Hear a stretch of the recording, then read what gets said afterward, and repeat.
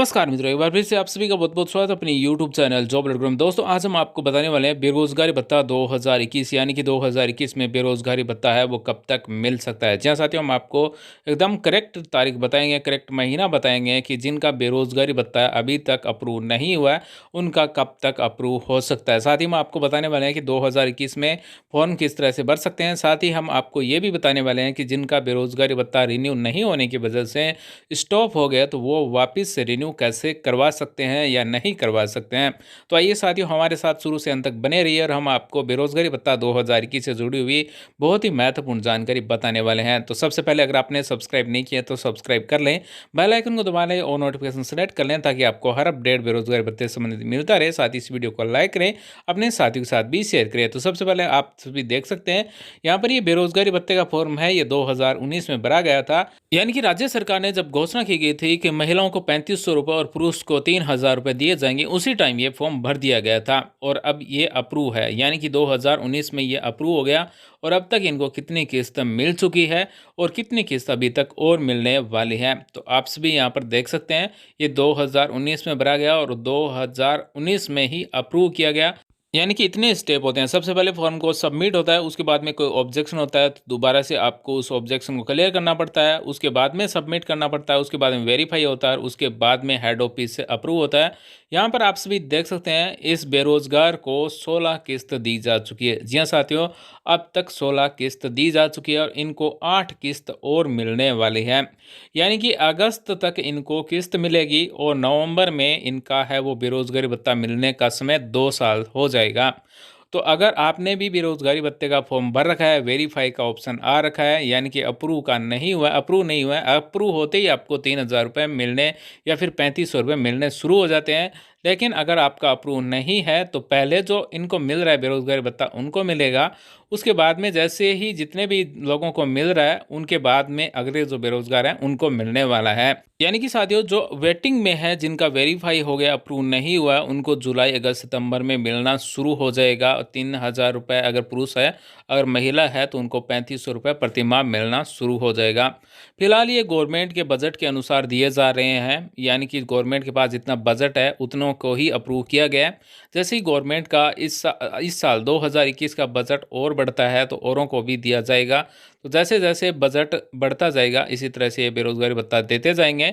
और दोस्तों, बेरोजगारी भत्ते का फॉर्म भरने के लिए आपको किसी प्रकार का कोई पेमेंट नहीं करना होता है, बिल्कुल ये फ्री में अप्लाई होता है। अपनी एसएसओ आईडी से खुद भी अप्लाई कर सकते हैं, इसके लिए कोई अलग से चार्ज नहीं होता। हालांकि ये फॉर्म अटेस्टेड करवाने पर आपका चार्ज ज़रूर लगता है, लेकिन फॉर्म भरते समय आपको कोई भी चार्ज नहीं देना होता है, कोई भी फीस नहीं देनी होती है। तो सबसे पहले आपको अगर फॉर्म भर दिए हैं बेरोजगारी भत्ते का तो आपको ये नहीं पता होगा कि आपके फॉर्म में कोई ऑब्जेक्शन है या नहीं है।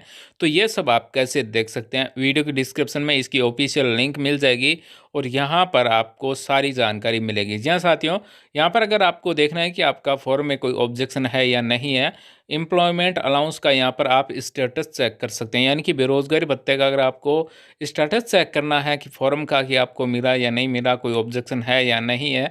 अगर आपका ऑब्जेक्शन है तो उसे क्लियर करना पड़ता है, यानी कि आपसे क्या डिटेल मांगी गई है वो डिटेल दोबारा से सबमिट करनी होती है। साथियों, जैसे ही आप स्टेटस पर क्लिक करेंगे, चेक स्टेटस पर, तो इस तरह से आपके सामने कुछ ऑप्शन आएंगे। यहाँ पर आप सभी देख सकते हैं आपके मोबाइल नंबर पर रजिस्ट्रेशन नंबर जब आपने रजिस्टर किया था उस टाइम मिल जाएंगे, या फिर अगर आपके पास प्रिंट है रजिस्ट्रेशन का तो उसमें भी आपको रजिस्ट्रेशन नंबर मिल जाएंगे।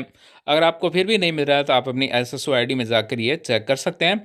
यहाँ पर आपको जॉब सीकर रजिस्ट्रेशन नंबर यहाँ पर टाइप करने हैं। अगर आपको डेट ऑफ बर्थ याद है तो डेट ऑफ बर्थ, अन्यथा आप मोबाइल नंबर यहाँ पर टाइप करके सर्च कर सकते हैं और अपने बेरोजगारी भत्ते का फॉर्म का स्टेटस है वो चेक कर सकते हैं। साथ ही ऑफलाइन जो बेरोजगारी भत्ते का फॉर्म दिया गया है उसमें आपको पूर्ण सावधानी रखनी होती है। आपको जो गवाह दिए गए हैं वो सरकारी गवाह होने चाहिए। साथ में ही आप जो अटेस्टेड करवाएं वो नोटरी के द्वारा अटेस्टेड होते हैं।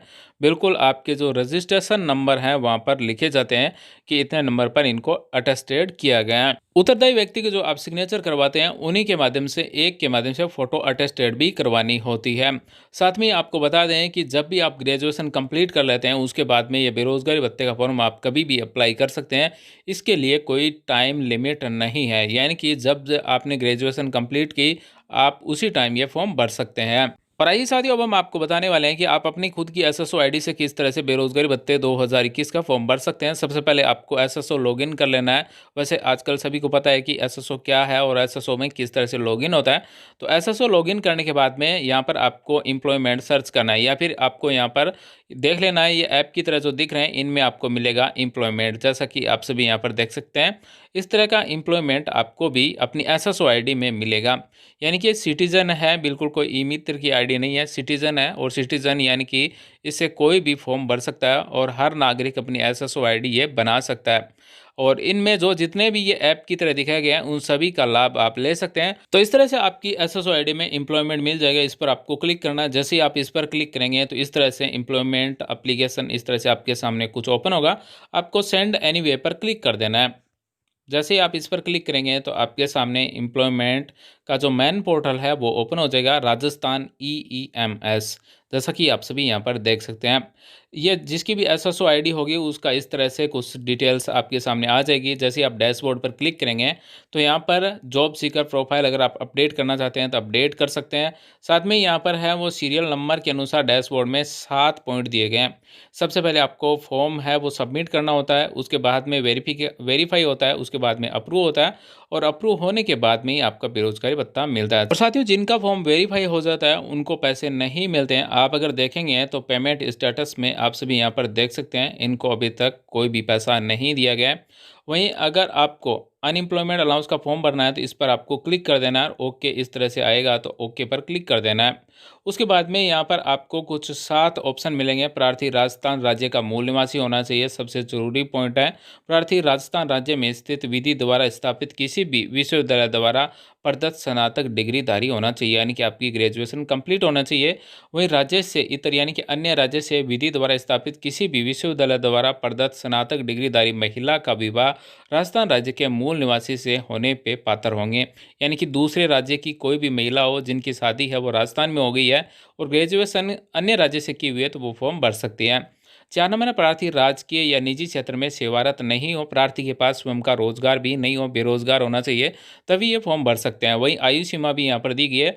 भत्ता प्राप्त करने की पात्रता हेतु कोई न्यूनतम सीमा नहीं है, परंतु अधिकतम आयु सीमा सामान्य अभ्यर्थियों के लिए 30 साल एवं अनुसूचित जाति जनजाति महिला विशेष योग्य जन यानी कि निःशक जन अभ्यर्थियों के लिए 35 वर्ष दी गई है। वहीं प्रार्थी आवेदन की तिथि से पूर्व स्थानीय रोजगार कार्यालय में ऑनलाइन पंजीयन होना आवश्यक है। बेरोजगारी भत्ता अधिकतम आपको 2 साल तक मिलता है, या फिर रोजगार पाने या फिर स्वयं का रोजगार पाने तक जो भी पहले हो तब तक ही दिया जाता है। यदि कोई लाभार्थी बिंदु 6 के अनुसार अपात्र हो जाता है तो उसका भत्ता उसी दिनांक से बंद कर दिया जाता है। यानी कि उनको कोई रोजगार मिल जाता है या फिर स्वयं का रोजगार शुरू कर देते हैं तो उसी दिन से ये बेरोजगारी भत्ता है वो मिलना बंद हो जाएगा। और इसी के साथ 7 नंबर पॉइंट पर हम बात करें तो मैंने ये योजना भली भांति अध्ययन कर लिया है, योजना के अनुसार पात्रता की शर्तें पूर्ण करता हूँ। तो उसके बाद में यहाँ पर आपको राइट का निशान लगाना है और कंटिन्यू पर क्लिक कर देना है।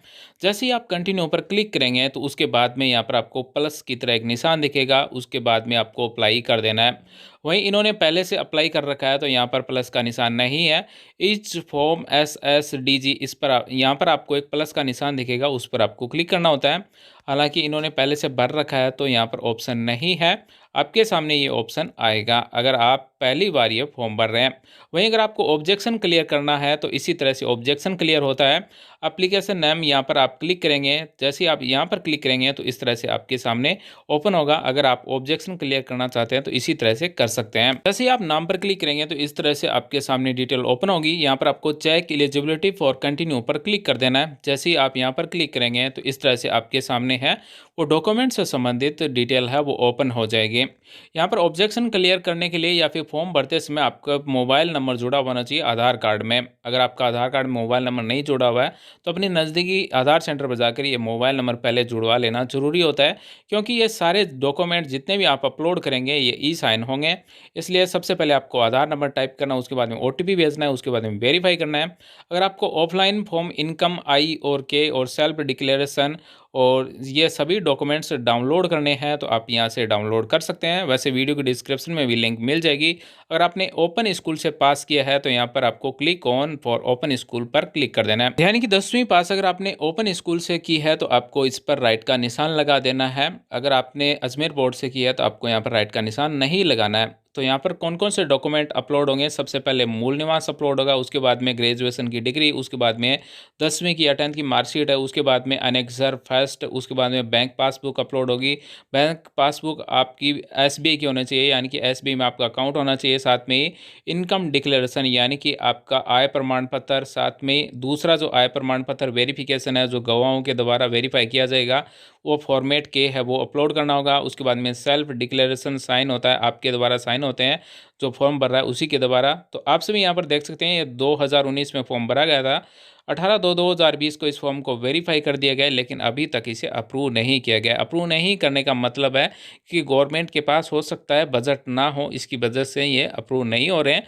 और 2021 में यही फॉर्म अप्रूव हो जाएंगे जुलाई अगस्त सितंबर में। वहीं साथियों, अगर आपके बेरोजगारी भत्ता मिल रहा था और रेन्यू कार्ड आपको जो टाइम दिया गया था वो निकल गया है और उसे आप रेन्यू नहीं कर पाए, स्टॉप हो गया, तो आप इसके लिए क्या कर सकते हैं। स्टॉप होने के बाद में आप ऑनलाइन कुछ भी अपडेट नहीं कर सकते हैं, ऑनलाइन दोबारा से रिन्यू नहीं कर सकते हैं। आपके जो डिस्ट्रिक्ट के एम्प्लॉयमेंट एक्सचेंज ऑफिस है उसमें ही जाकर आप संपर्क कर वहीं से आप इसे दोबारा से चालू करवा सकते हैं। अगर वो चालू करना चाहें तो कर सकते हैं, अन्यथा अगर उनके पास भी ऑप्शन नहीं है तो वो भी नहीं कर पाएंगे।